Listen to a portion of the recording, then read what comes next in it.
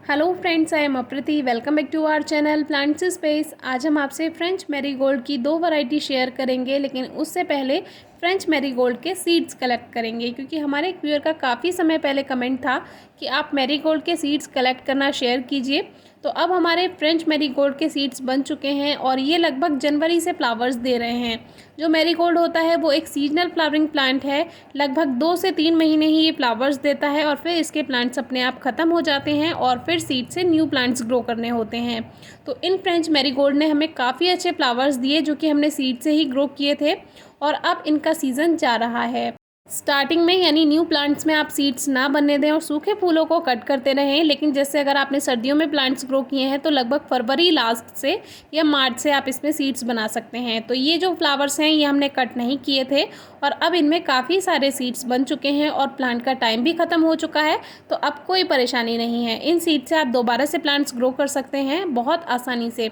वैसे तो पूजा के फूलों से या पूजा में प्रयोग की गई माला से भी आप ये सीड्स ग्रो कर सकते हैं, उनमें जो फूल होते हैं।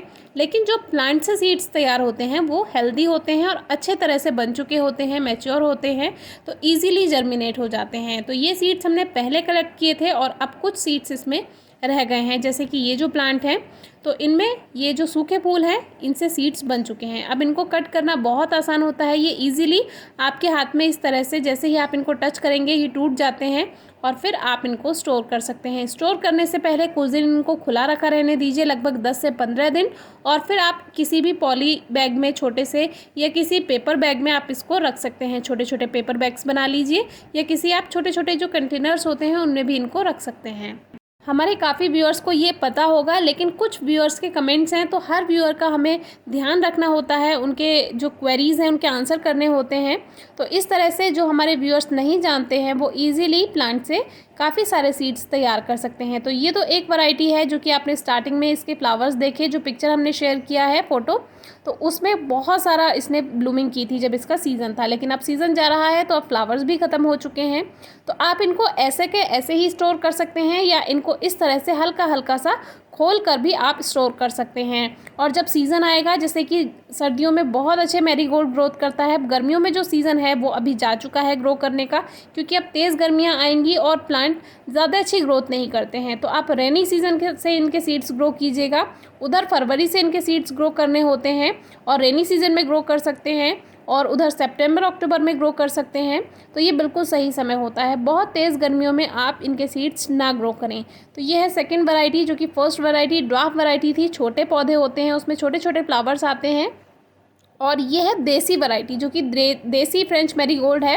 इनके पौधे बड़े होते हैं और इनके फूल भी काफ़ी बड़े होते हैं। वैसे तो फ्रेंच मैरीगोल्ड में भी डिफरेंट वैरायटी होती हैं, लेकिन फ़िलहाल दो वैरायटी आज आपसे शेयर कर रहे हैं। तो ये जो है प्लांट बड़ा हो जाता है और जो आप अगर टेरेस गार्डन में ग्रो करना चाहते हैं तो ड्वार्फ वैरायटी ग्रो कीजिए, क्योंकि पॉट्स में ड्वार्फ वैरायटी जो कि छोटे छोटे पौधे होते हैं उनमें ही फ्लावर्स अच्छे से खिल पाते हैं।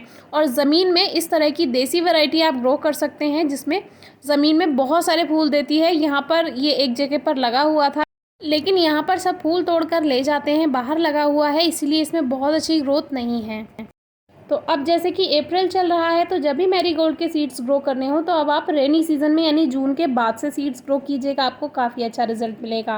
क्योंकि अगर आप अब ग्रो करते हैं प्लांट्स तो उसमें सफ़ेद जाला लगने की परेशानी आ जाती है और फिर उसको कंट्रोल करने में आपको परेशानी होगी। इसीलिए आप अभी मैरीगोल्ड के सीड्स ग्रो ना करें। वीडियो अच्छी लगी हो तो ज़रूर बताइए। Thank you.